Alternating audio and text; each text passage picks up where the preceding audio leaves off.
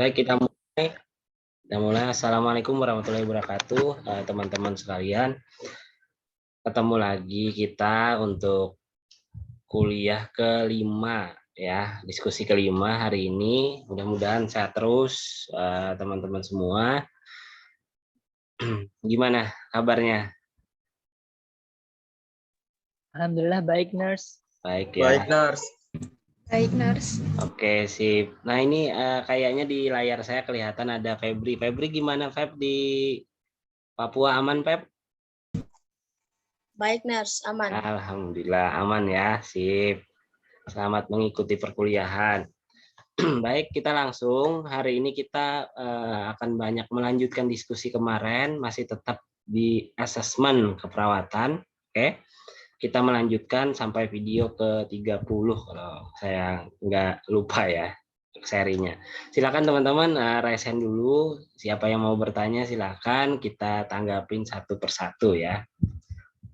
Oke, yang pertama Latif Al-Ghifari.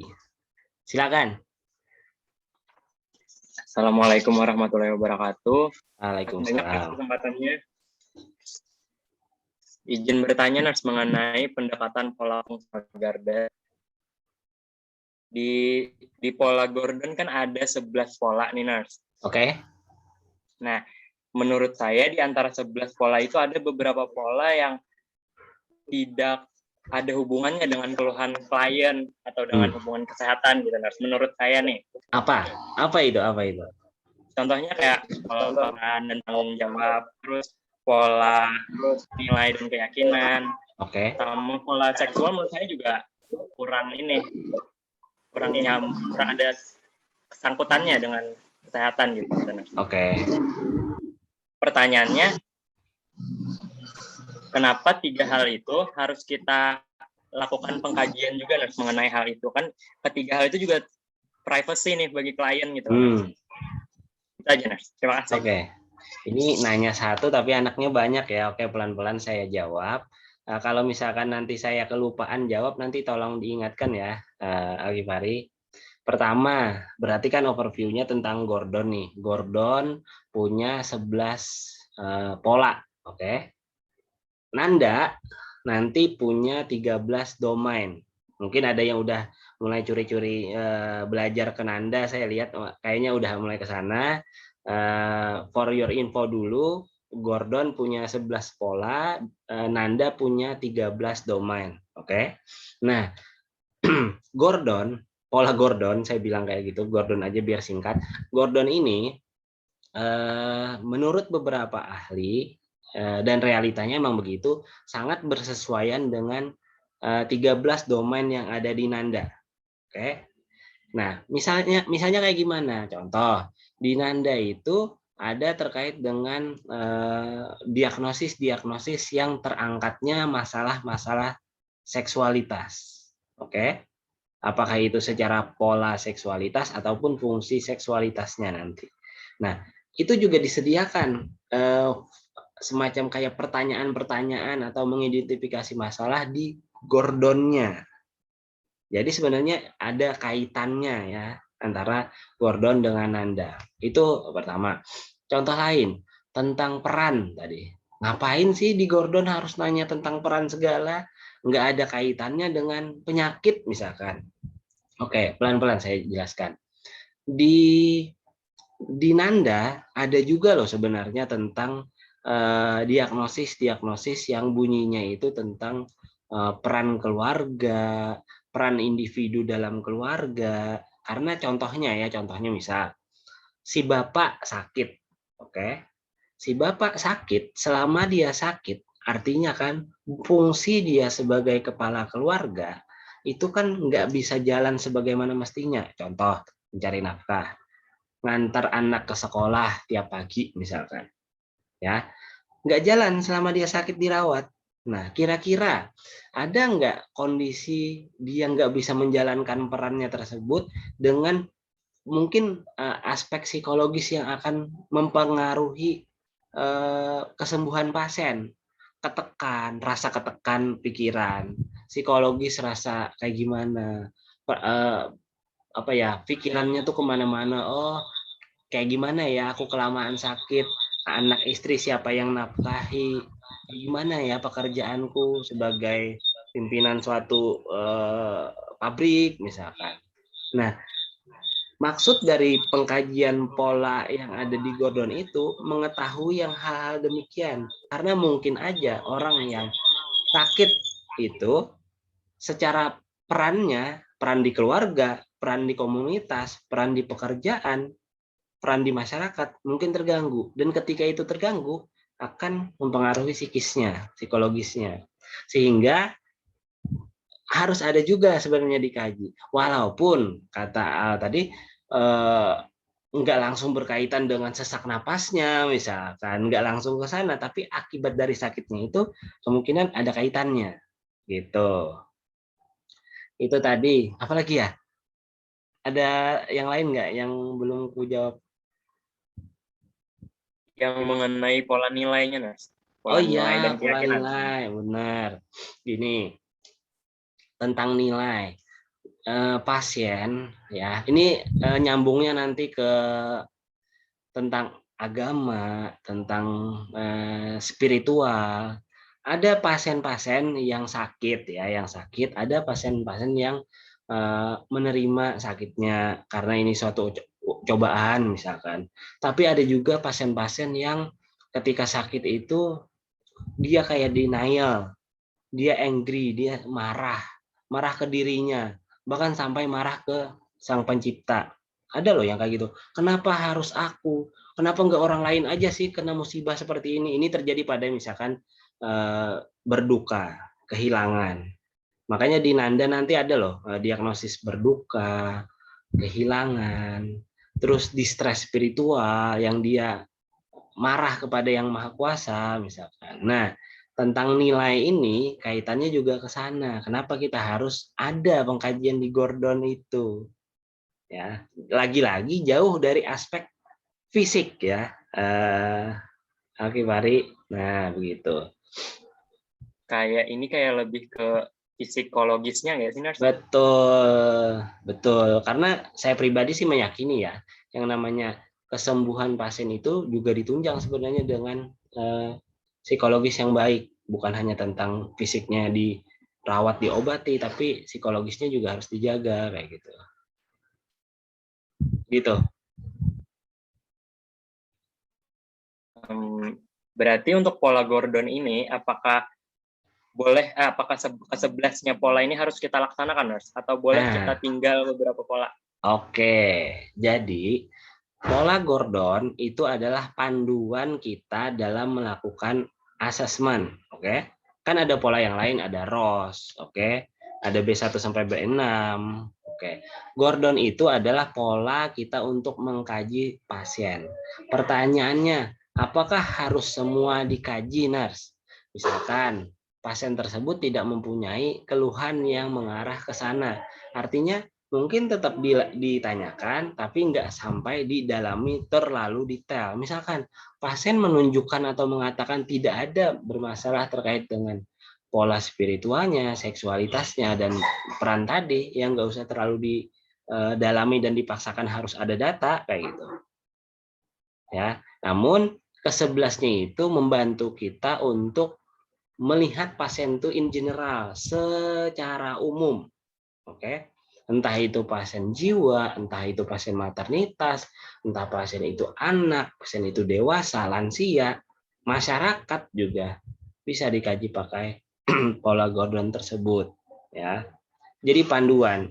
Apakah harus lengkap, Nars? Ya kalau datanya ada berarti akan lengkap dong. Kalau tidak ada data yang mengarah ke salah satu pola, ya berarti tulis aja tidak terdapat masalah. Oke. Tapi jangan bukan tidak dikaji. Kalau tidak dikaji kan kita nggak akan tahu ada masalah atau tidak. Yang benar harus dikaji. Kalau emang tidak ada masalah, yang nggak usah dipaksakan. Tulis aja nggak ada masalah, misalkan. Begitu.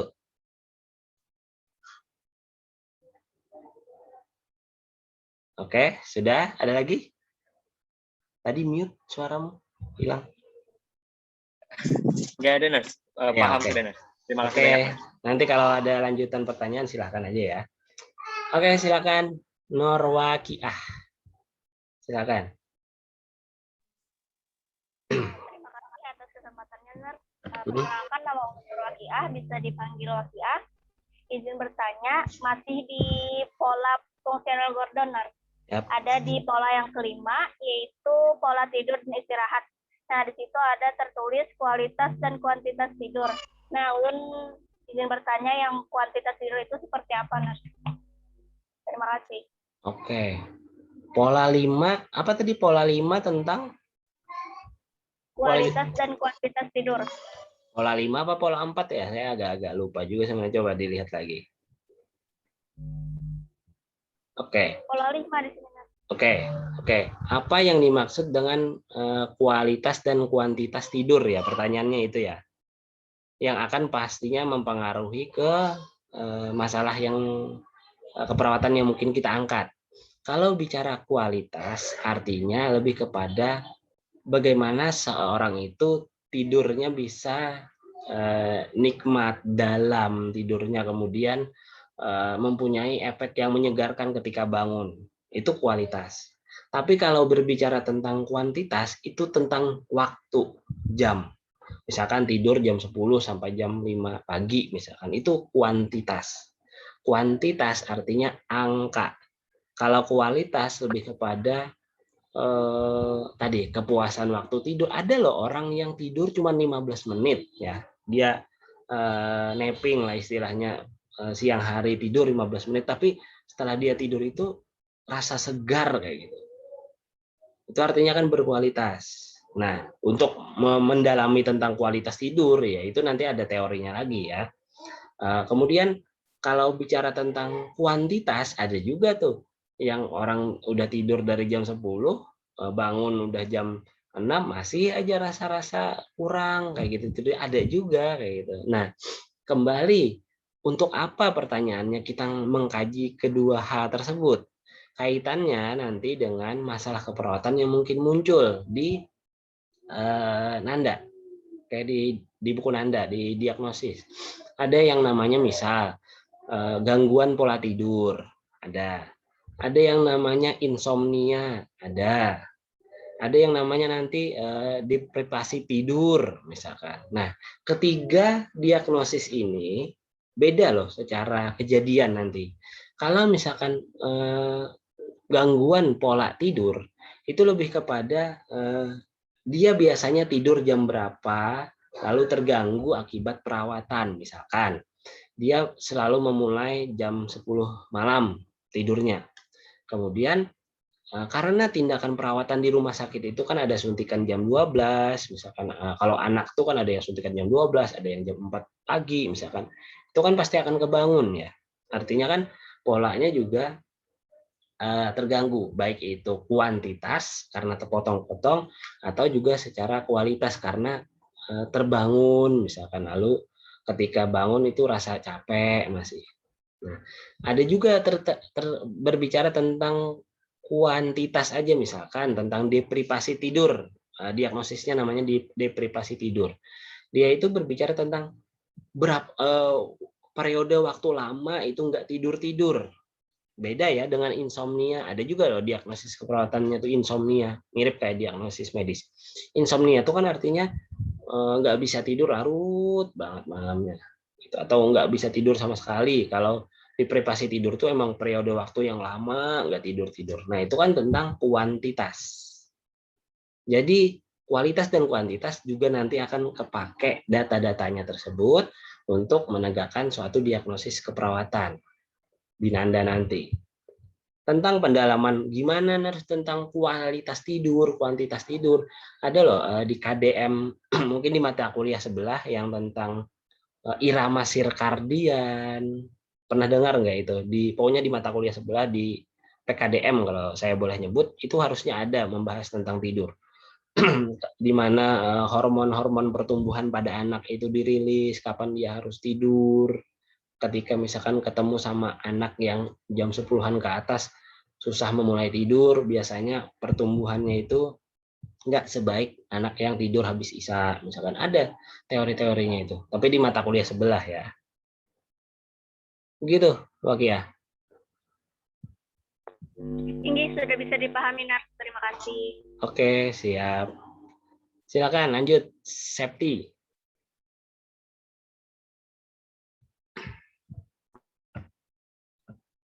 Terima kasih Nas atas kesempatannya. Perkenalkan nama saya Septi, izin bertanya. Dalam metode pengorganisasian data ada bagian kaji status fisik secara berurutan sesuai sistem, dan jika ada keluhan utama pasien maka sistem itu yang didahulukan. Jadi Nas, pertanyaannya bagaimana jika bagian pencernaan yang menjadi keluhan utama?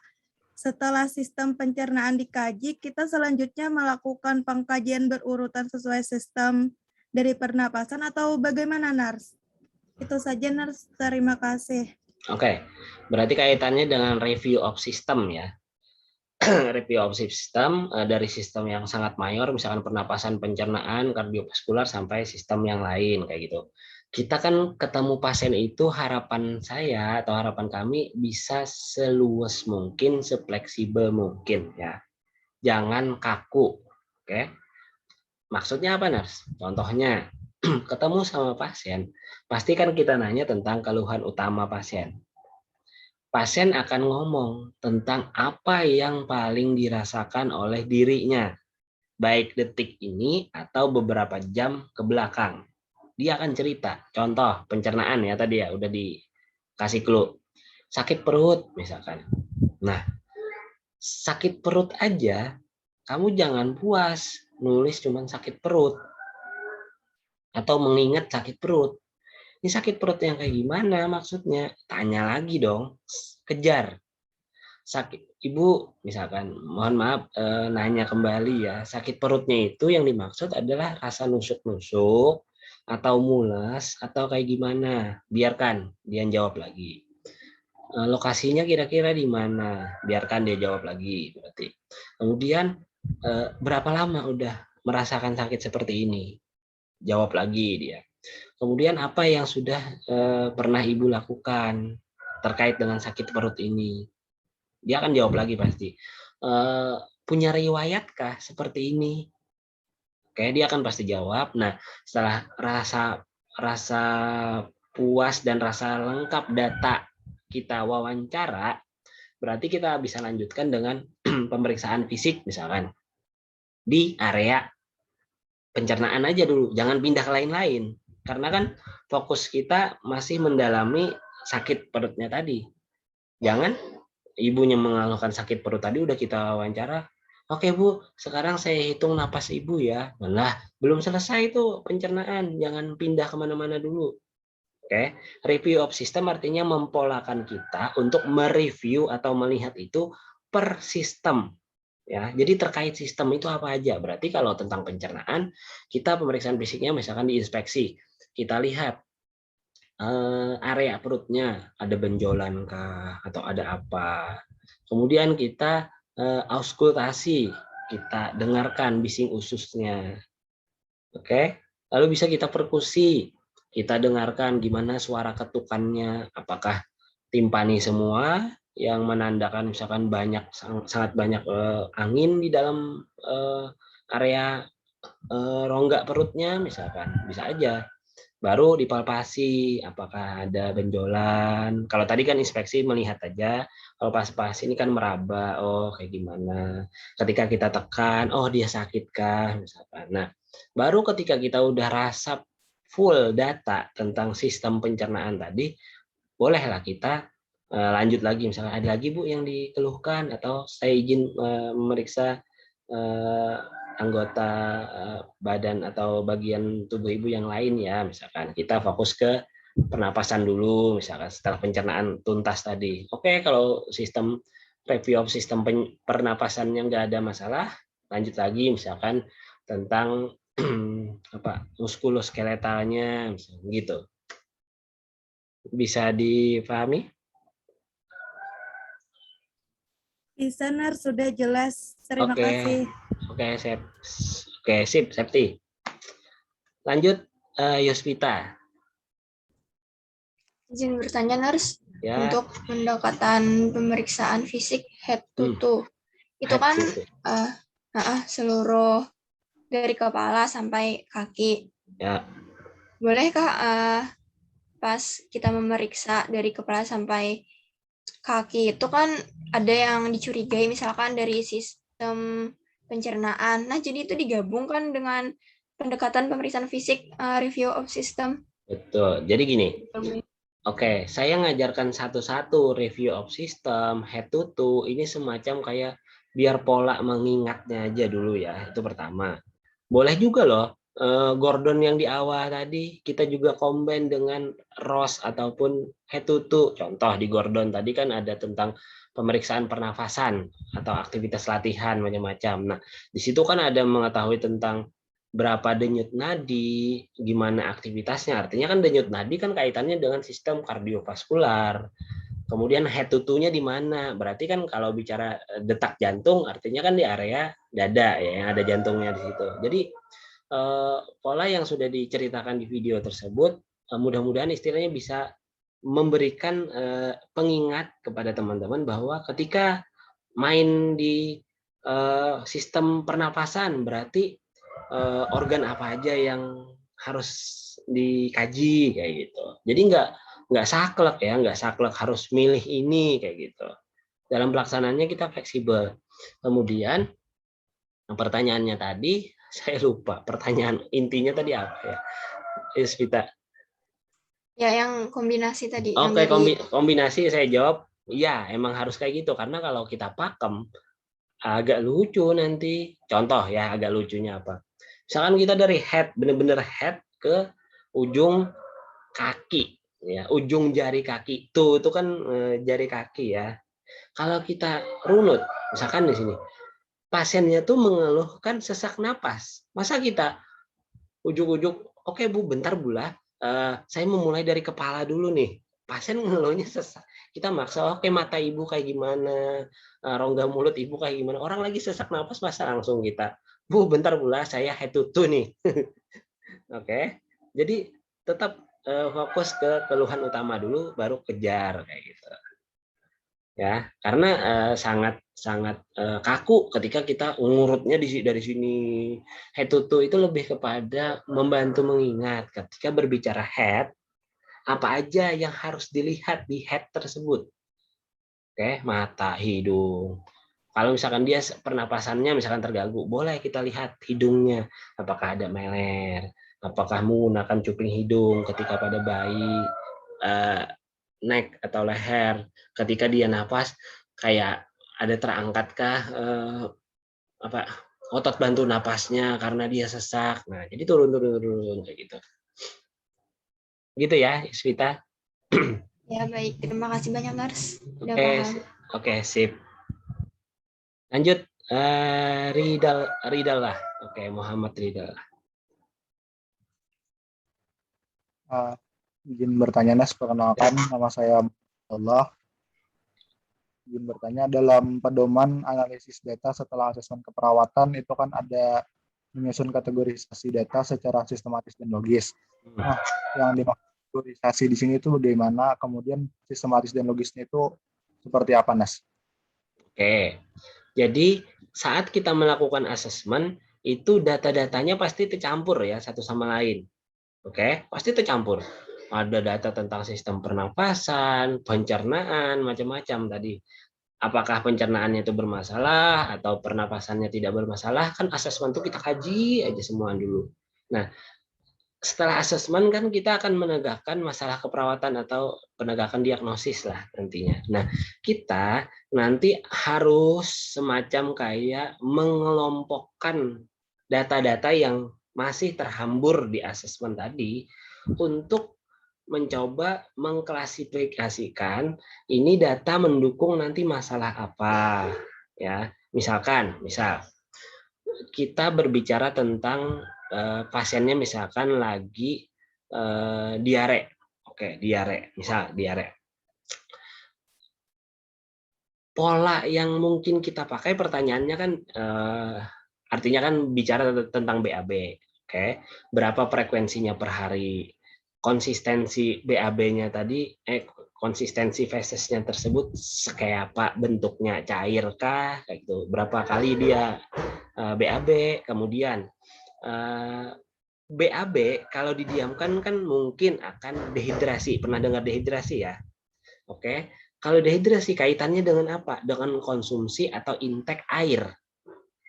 Oke, berarti tentang minum dia. Data minum kan nggak ada kaitannya dengan BAB sebenarnya, tapi minum yang kurang akan menyebabkan dehidrasi kan pada pasien dengan BAB. Nah, kemudian tanda lain lagi dehidrasi bisa aja misalkan turgor kulitnya jelek misalkan. Nah, data tersebut juga nggak ada di seputaran pertanyaan tentang BAB. Ini kan nanya tentang kulit. Nah, data itu kan di mana-mana sebenarnya. Nah, yang saya maksud di sini adalah ketika kita sudah selesai melakukan asesmen, kita mencari data-data yang menunjang penegakan diagnosis, misalkan kekurangan pelum cairan pada pasien dengan diare misalkan. Nah, itu di mana-mana kita ambil. Apakah itu data subjektif, pengakuan pasien seperti kuliah kemarin, atau data objektif yang kita dapat dari hasil pemeriksaan fisik, palpasi, mencubit area kulit pasien, jelek nih kembalinya, berarti kan turgor kulitnya jelek. Oh, kita wawancara berapa kali minum atau berapa ukuran minum dalam beberapa jam ini atau berapa hari. Berarti kan ketika dia menyebutkan, aku minum cuma 1 gelas belimbing yang 250 ml itu kan data subjektif, berarti ada juga data menunjang. Baru data itu dikumpulkan. Nah, nanti membentuk data subjektif, data objektif. Itu yang maksudnya disusun secara sistematis, logisnya dipakai, maksudnya ketika membahas masalah tertentu, cari data yang menunjang, jangan nggak ada kaitannya. Contoh, misalkan kita tadi bicara tentang kekurangan cairan pada orang yang diare. Oke? Jangan sampai ada data yang misalkan terlalu jauh misalkan tentang aspek spiritualnya ada di data tersebut misalkan. Kemudian tentang yang nggak nyambung kan banyak, misalkan nih data tentang tentang pernapasannya misalkan. Kita lagi berbicara cairan. Kemudian ada misalkan tentang data pemasangan oksigen misalkan. Pada pasien misalkan ada di data untuk mengangkat cairan. Kan agak kejauhan kayak gitu. Jadi pakailah data-data yang ketika kita mikirnya secara logis, itu data-data yang menunjang tentang cairan. Begitu juga dengan misalkan kita masalah pernapasan. Oke, berarti kan harus ada frekuensi napas, pemakaian oksigen kalau dia dipakai, saturasi oksigen. Kejauhan kalau kita ngambil data misalkan frekuensi BAB misalkan di masalah pernapasan tadi. Nah, dipilah-pilih secara logis, sistematis gitu. Adakah yang belum terjawab, Ridala? Sudah, Nas. Terima kasih banyak. Oke, thank you pertanyaannya. Oke, lanjut Rio, Yoga. Baik, Nurse. Terima kasih atas kesempatannya. Jadi ini tentang yang asesmen keperawatan itu, Nurse, yang sesuai Nurse 1.1. Nah, jadi kan itu kan ada kayak tahap asesmen itu kan banyak nih, mulai dari asesmen awal, habis asesmen lanjutan. Itu kan masih ada anaknya lagi, terus masih harus di asesmen ulang. Nah, apakah harus, jadi pertanyaannya itu, apakah harus satu pasien itu melewati satu tahap asesmen yang begitu panjang kayak gitu, Nurse? Oke. Kayak gitu. Oke, sip. Sip. Oke. Saya ceritakan ya setting di rumah sakit. Misalkan nih, Tuan A misalkan datang ke rumah sakit dengan keluhan apapun, ya kita nggak berbicara penyakitnya. Misalkan masuk di IGD. Di IGD kan ketemu perawatnya, akan dilakukan asesmen. Oke, itu asesmen awal lah istilahnya. Untuk mendapatkan data-data awal, data-data yang emang benar-benar istilahnya mengawali untuk menggenapi seluruh asesmen keperawatan yang mungkin akan dijalankan di ruang perawatan. Kenapa? Karena kan pasien ini nantinya akan dirawat di bangsal perawatan, nggak akan lama-lama kan sebenarnya di IGD. Oke, dia di IGD dilakukan asesmen awal, apakah itu kebutuhannya oksigenasi dan lain-lain akan dapat. Ada intervensi macam-macam pastinya di IGD dulu. Kemudian ceritanya nih pasti pasien akan dicarikan ruangan, keluarga ngurus administrasi masing-masing ya. Mungkin ada yang pernah sakit pasti tahu cerita ini. Oke, ada confirm ada ruang perawatan di belakang IGD-nya suatu rumah sakit, pasti pasien tersebut akan ditransfer ke ruang perawatan. Nah, datang di ruang perawatan, perawat di sana akan melanjutkan asesmen yang sudah dimulai dari IGD tadi. Jadi data-data apa aja yang sudah ada dipakai lagi, data-data apa aja yang belum maka dilanjutkan sampai komplit lah datanya. Apa aja yang harus dikaji. Apakah menggunakan Gordon di rumah sakit? Bukan pakai Gordon ya, di rumah sakit itu ada pola tersendiri nanti. Untuk kalau di SNARS itu ada polanya sendiri. Walaupun isinya nanti mirip-mirip aja dengan si Gordon yang kita kenal itu. Nah, dilanjutkan oleh perawat di ruangan untuk melakukan asesmen, kemudian pasti akan menegakkan diagnosis keperawatan, merencanakan asuhan di ruangan tersebut. Nah, di asuh kan berhari-hari, bersip-sip ya, nggak ada lah istilahnya satu sip pulang, kecuali pulang atas permintaan pribadi ya. Biasanya kan beberapa hari. Nah, yang dimaksud dengan asesmen ulang di SNARS itu adalah ketika kita melakukan perencanaan diimplementasikan pasti akan dievaluasi ya sesuai dengan konsep awal saya cerita tentang proses keperawatan. Nah, ketika kita mengevaluasi, kita akan nanya kan, kita akan mengamati kan, contoh, Ibu tadi kan udah dipasang oksigen di IGD, dilanjutkan di ruangan. Gimana sekarang pernapasan pian? Terus kita lihat sesak napasnya, frekuensi napasnya berapa kali, masih per menit. Nah, itu sebenarnya kita melakukan asesmen, Priyo. Asesmen ulang per sip. Biasanya kan kalau ada yang pernah ke rumah sakit, perawat itu kan biasanya ganti sip itu jam 2, jam 9 malam, jam 8 pagi. Nah, data-data asesmen ulang itu nanti mereka akan mendokumentasikan lalu akan melaksanakan operan atau timbang terima atau pergantian sip biasanya. Nah, jadi mengarah ke sini yang dimaksud dengan asesmen ulang itu sebenarnya adalah evaluasi keperawatan. Oke, karena pasien ini akan dirawat berjilid-jilid shift-shiftnya. Begitu. Asesmen ulang di awal, asesmen awal itu di awal tadi ceritanya. Lalu asesmen lanjutan, masuk ke ruangan. Nah, sudah ganti shift itu asesmen ulangnya terus-menerus per shift dinas. Apakah satu pasien akan melewati ketiganya? Jawabannya iya, gitu. Jadi untuk setiap asesmen itu berarti tenaga kesehatan itu berbeda-beda gitu juga, Nurse, berarti? Tenaga kesehatan yang merawatnya itu. Betul. Ini kalau berbicara kita setting di rumah sakit ya, nggak mungkin dong misalkan dirimu sebagai nurse Priyo Yoga misalkan ada di IGD dapat pasien, lah kamu ngikutin pasien sampai ke ruangan, kan nggak mungkin, kerjanya itu kan di ruangan-ruangannya berbeda-beda. Jadi mungkin aja asesmen awal temanmu yang melakukan. Kemudian itu kan dicatat di rekam medis ya, di map pasien itu biasanya. Nah, nanti kamu nyambut pasien di ruanganmu membaca hasil asesmen awal temanmu tadi, lalu kamu lanjutkan, lalu kamu asuh pasiennya kayak gitu. Ini beda ceritanya antara askep yang dikelola mahasiswa waktu kuliah dengan yang perawat di klinik. Ini tolong dibedakan kayak gitu. Ya. Iya. Oke. Bisa dipahami, Nurse. Sip. Terima kasih. Oke, sip. Makasih. Lanjut. Farohijatul Nur Azizah. Waduh, panggilannya siapa? Perkenalkan, Nars, nama saya Parviatul Nur Azizah, bisa dipanggil Parah. Jadi pertanyaan saya, pada pedoman analisis data setelah asesmen keperawatan, ada mengidentifikasi kesenjangan data berdasarkan nilai-nilai. Jadi apa maksud dari kesenjangan data itu dan bagaimana contoh dari data senjang tersebut? Terima kasih. Oke. Data senjang. Gini, teman-teman,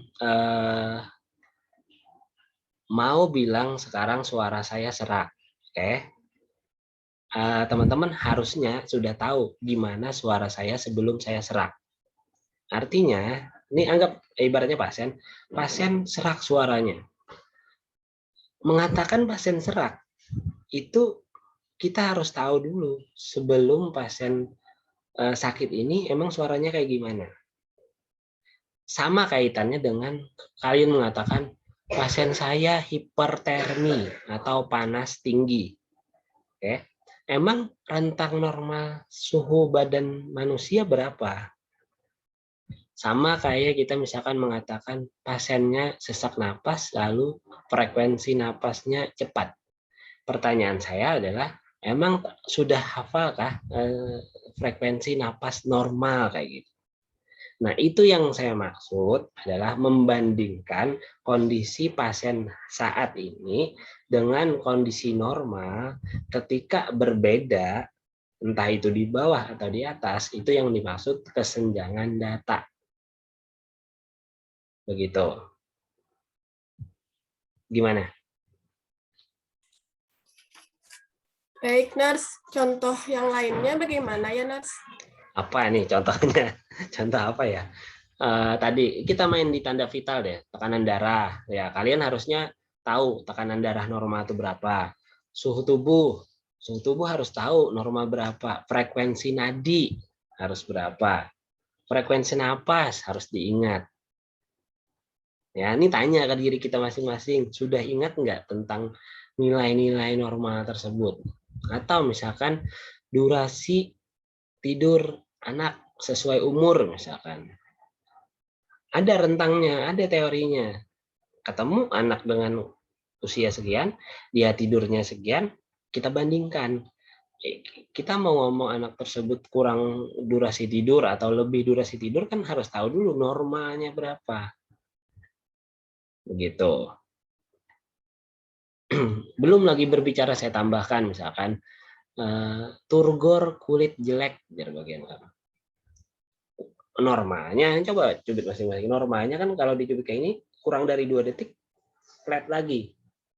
Tapi orang dengan kekurangan cairan dicubit kayak gini dia lambat anunya turunnya. Atau edem, bengkak. Ketika dipencet kita kan berlubang kembali. Kalau orang dengan edem, dipencet berlubang lebih dari 2 detik baru flat lagi. Atau nih, yang di sini, yang capillary refill time. Coba pencet. Putih kan? Lepas. Kurang dari 2 detik, pasti merah lagi. Pada orang-orang yang kekurangan cairan, itu lambat banget merahnya. Nah, kita harus tahu tentang nilai kadar normal-normalnya itu tadi dulu. Setelah kita lakukan asesmen, dapat data, lalu kita bandingkan kesenjangannya. Begitu, Parah. Terima kasih, Nurse, sudah jelas. Oke. Sip, Parah, thank you. Aji ya, silakan Ji. Izin bertanya, Nurse. Sebelumnya, mohon maaf tidak bisa on cam karena kendala jaringan. Oke, tidak apa-apa, Ji. Pertanyaan Ulun berkaitan lawan pertanyaan Wakiah tadi mengenai pola tidur, kualitas dan kuantitas tidur. Bagaimana jika kasusnya pasien terganggu pola tidurnya karena khawatir dan terlalu memikirkan tentang keadaan kesehatannya, Nurse? Oke. Sedangkan itu mengganggu penyembuhannya, kan, Nurse? Jadi Betul. bagaimana tindakan kita sebagai perawat? Oke. Berarti kan itu kan tentang data hasil kamu asesmen pengkajian ya. Oh, ternyata setelah Aji kaji tentang dia nggak bisa tidur atau lambat memulai tidur itu akibat dia terlalu memikirkan dirinya, penyakitnya macam-macam gitu kan. Nah, pertama data tersebut tabula ditulis aja dulu, didokumentasikan aja dulu. Kalau pengakuan-pengakuan itu kan artinya data subjektif. Ditambah lagi nanti dengan data objektif, misalkan ada nih katanya kantung misalkan, fisiknya lemah misalkan karena kurang tidur. Kemudian kita akan mengangkat nanti suatu diagnosis keperawatan dulu. Karena kan Aji nanyanya bagaimana nurse ke depannya, gimana peran perawat di sana kan pertanyaannya. Kita harus mengangkat dulu diagnosis keperawatannya terhadap data tersebut apa. apakah gangguan pola tidur, apakah depresi tidur, apakah insomnia, atau yang lain, atau kecemasan justru bisa juga loh, karena Aji ngomong tadi cemas akan kondisinya, bisa aja tadi. Nah, setelah tegak diagnosis tadi, nanti kita akan nyari nok sama nicknya di buku. Nah, di situ nanti akan ketahuan apa yang harus kita lakukan. Bisa peningkatan kenyamanan waktu memulai tidur, misalkan kita sarankan pasien untuk rileks, untuk mendengarkan musik, untuk terapi membaca sebelum tidur, itu macam-macam sih langkah intervensinya yang akan kita ambil, tapi belum deal sekarang kan kita kan belum menegakkan diagnosis kayak gitu ya. Jadi benar aja yang pertanyaan Aji atau data-data yang dikatakan Aji tadi adalah data-data yang akan kita dapat ketika kita melakukan asesmen terkait dengan tidur tadi, apakah itu kuantitatif atau kualitatif, kita perlu mendalami. Nanti baru kita menegakkan diagnosisnya dulu, baru merencanakan asuhan gitu. Gitu, Ji. Siap, Nurse. Terima kasih. Sudah jelas. Ya, oke. Pelan-pelan ya, kita masih membahas tentang asesmen dulu. Oke, lanjut. Waktu aman, masih ya 10 menit ke depan lah, masih ada. Yuk, ada yang mau tanya lagi? Nah, 2 langsung nanya loh. Eka sama Anissa, oke. Bergantian ya. Silakan, Eka. Izin bertanya, Nurse. Di review of system itu ada keadaan umum. Di keadaan umum ada tingkat ketergantungannya. Itu bagaimana, Nurse? Oke.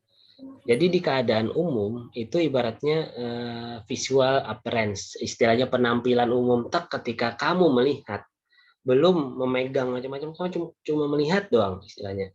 Nah, kamu harusnya bisa mulai mendapatkan data-data. Contoh, pasiennya itu sadarkah? Sadar dalam artian bangunkah atau sedang lagi tidur? Oke, dia bangun atau dia sadar. Tingkat kesadaran itu sebenarnya ada tingkatannya loh. Saran saya nanti tolong dibaca lagi referensi tentang tingkat kesadaran dari Compos Mentis ya, yang GCS-nya itu 15. Oke. GCS itu Gloco Coma Scale. GCS 15 itu sadar sepenuhnya kayak kita. Ketika misalkan saya nanya, Eka, saya bilang langsung Eka, oke, apa Nurse? Nah, itu kan sadar penuh ya. Tapi ada orang yang somnolen itu yang kayak ngantuk. Eka, apa Nurse? Ya, itu udah mulai bukan tentang mengantuk ya, tapi tentang penurunan kesadaran. Ada juga yang sampai pasien koma. Oke, pasien koma kan ditanya apapun ya nggak gerak, nggak respon, nggak ada kan nyahut kata-kata kayak gitu. Nah, itu ada. Jadi saran saya pelajari tentang Gloco Coma Scale dan kaitannya dengan tingkat kesadaran pasien atau tingkat kesadaran seseorang dari Compos Mentis sampai koma di situ. Koma ya, coma, bukan koma titik ya, coma itu loh. Itu. Kemudian tentang tingkat ketergantungan. Oke, kita melihat pasien, kita akan bisa juga sebenarnya menerka tingkat ketergantungannya itu apa. Ada teori dari Douglas, ya Douglas. Tingkat ketergantungan itu ada minimal, parsial, ada total care.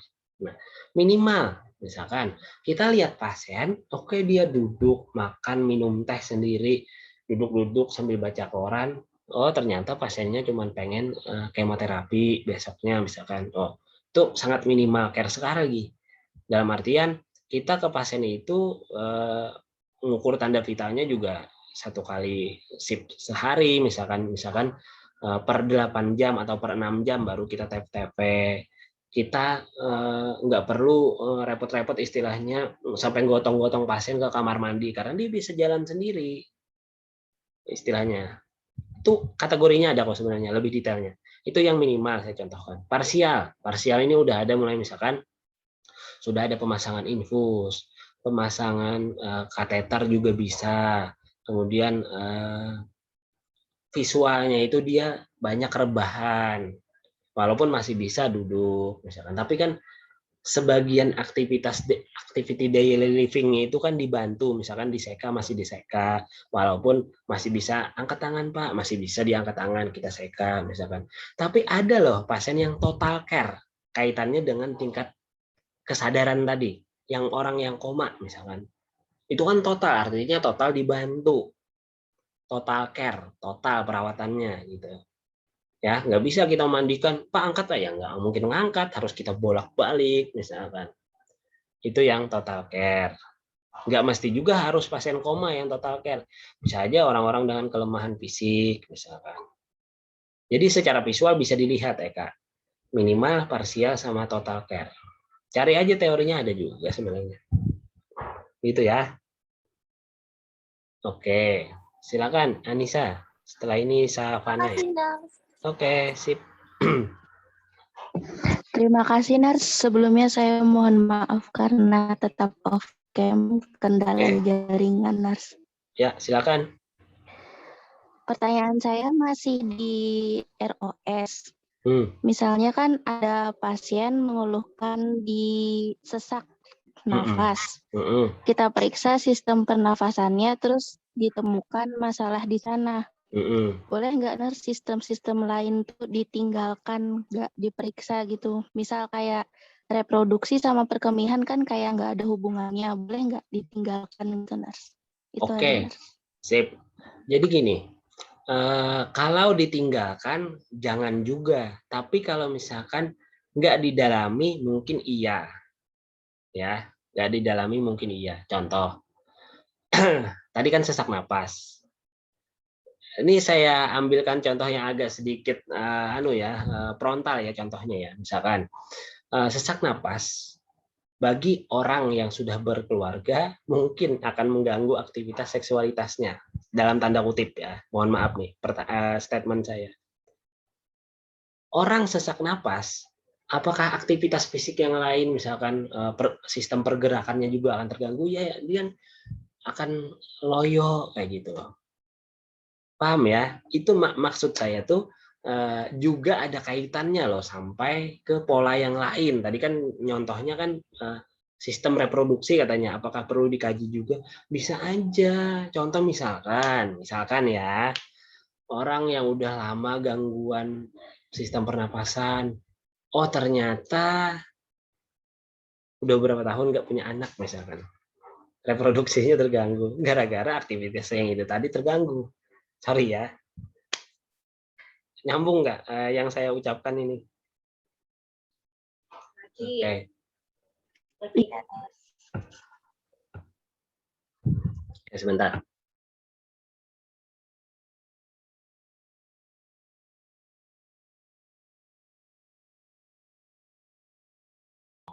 Oke, lanjut.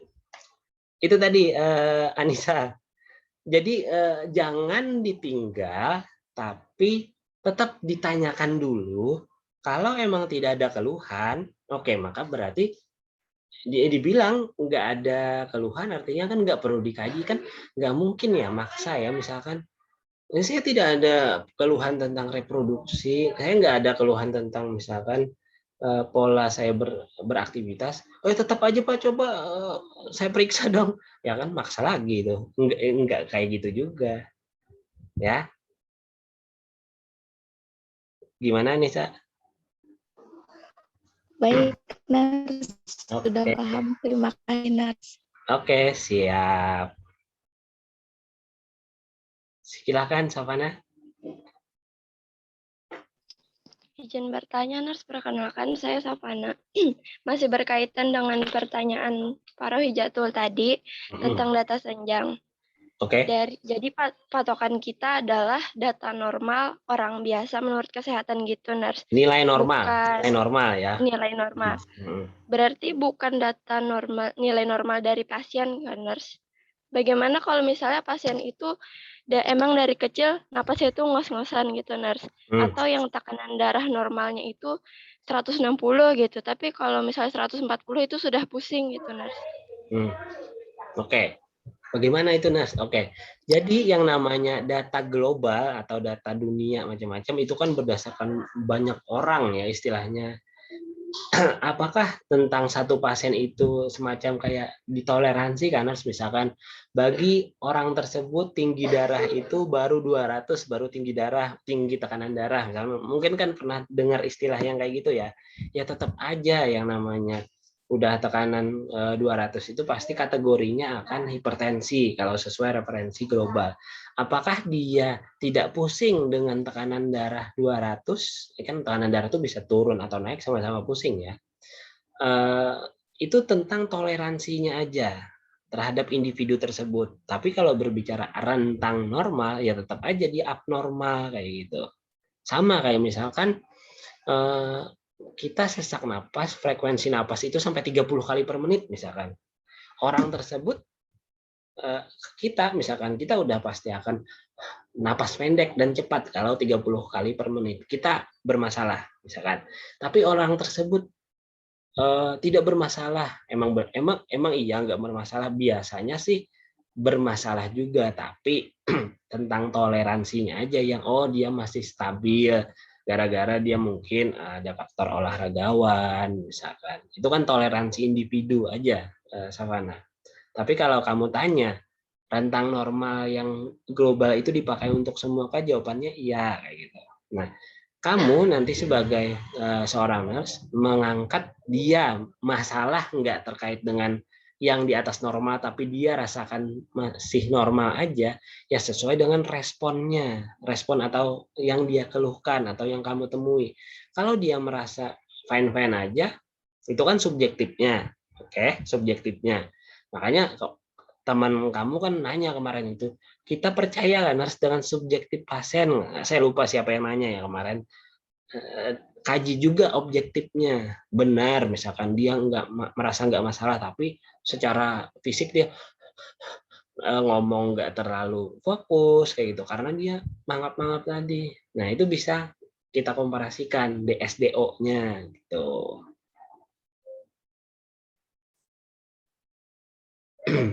Gitu, Savana.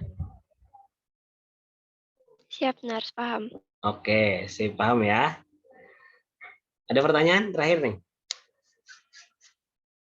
Oke, Nur Patiati. Nur Patiati. Mohon maaf, Nurs. Sebelumnya saya izin open. Ya, gak apa-apa, silakan. Izin bertanya, Nurs. Yang di bagian Nurs 1.1, bagian asesmen awal, di situ kan ada riwayat penggunaan obat. Nah, biasanya kan penamaan obat-obatan itu sulit untuk diucapkan. Bagaimana jika pasien atau keluarga pasien tidak bisa menyebutkan obat-obatan yang telah digunakan pasien? Bagaimana cara kita mengatasinya, Nurs? Apakah bisa diabaikan saja? Oke, maksud dari riwayat penggunaan obat pada asesmen yang bagian terakhir itu lebih kepada kita sebenarnya mau mengidentifikasi pertama dia sakit apa dulu, lalu obat apa yang biasanya dia konsumsi. Oke. Kemudian kaitannya dengan apa? Dengan mungkin ada riwayat alergi terhadap obat tertentu. Karena kan ada orang-orang yang nggak cocok dengan obat-obat tertentu. Ketika dia meminum itu maka ada reaksi alergi apapun, entah rasa tebal, pusing, muntah, macam-macam. Harapannya ketika kita mengetahui obat-obat tersebut pernah mengalami kondisi yang nggak enak pada pasiennya, ketika kita mengkolaborasikan dengan pihak medis nanti tentang pengobatan, kita bisa menginformasikan nanti, oh pasien ini pernah alergi obat ini, maka jangan dikasih lagi. Pertanyaan lanjutannya adalah ketika dia nggak ingat, misalkan nggak ingat nama obatnya, misalkan karena terlalu susah ya, nggak kayak Mixagrip, sorry menyebut merek ya, yang paracetamol macam-macam. Minimal kita tahu dulu dia pernah sakit apa aja, terus kita identifikasi juga obat yang biasanya ibu konsumsi itu obatnya tablet, puyer atau sirup, ya kita cari tahu lah apa biasanya obat yang digunakan. Kalau dia obat warung, istilahnya toko obat, biasanya sangat umum ya. Yang agak susah itu obat-obat yang sudah peresepan di rumah sakit. Nah, kalau dia di rumah sakit yang sedang dia tinggali saat ini, berarti harusnya ada dulu data-data dokumentasi yang lama. Oke. Artinya kan menggunakan data lainnya. Oke, pelajaran yang lama ya. Kalau dia di rumah sakit yang lain, dia pernah nebus obat ke apotek macam-macam, biasanya ada resep dokter. Ya. Nah, itu sebenarnya bisa kita cari tahu juga. Adalah pernah nyimpan resep yang semalam. Bisa juga ditanya lewat sana kayak gitu caranya.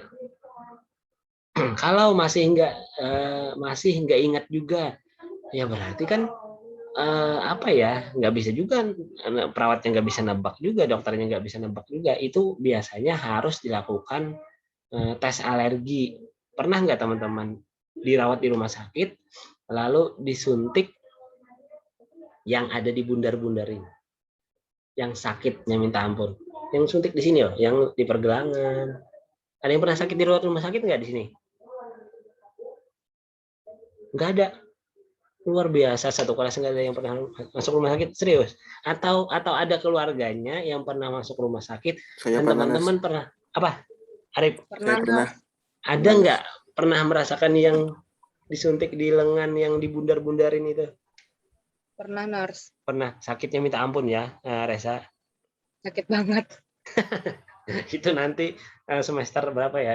2 mungkin kita ada loh yang itu nanti. Itu maksudnya apa? Kamu pernah diterangkan nggak, Reza? Itu untuk apa sebenarnya? Sama antibiotiknya atau enggak? Betul. Terutama golongan-golongan antibiotik ya. Karena bisa aja loh satu antibiotik tertentu itu menimbulkan alergi macam-macam. Maka dari itu harus dites dulu. Kenapa harus di sini, Nars? Kenapa nggak dicoba aja langsung ke vena kami misalkan? Lah kalau alergi disuntik ke vena itu kan sistemik efeknya.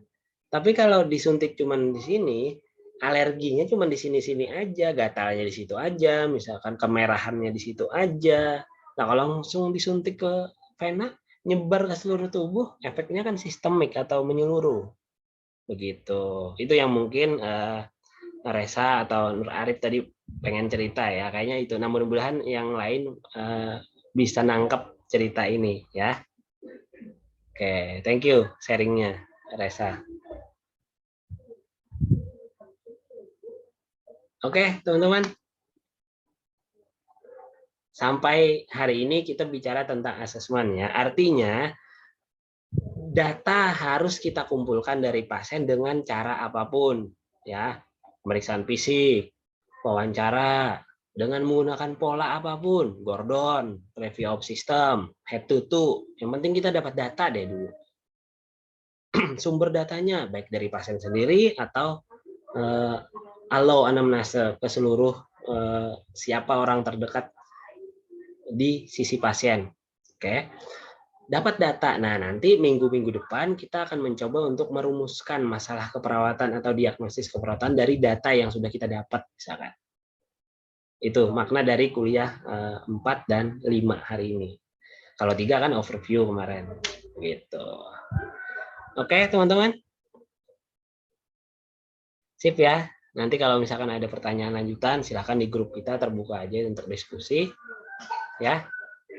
Oke, sampai ketemu lagi di pertemuan ke-6 nanti kita akan melanjutkan diskusi kita menarik ini. 1 jam nggak terasa ya. Alhamdulillah banyak pertanyaan dari teman-teman. Pelan-pelan saya juga menjawab semampunya saya ya, karena pasti ada kekurangan. Teman-teman juga silahkan baca referensi tambahan seperti yang saya bilang tadi.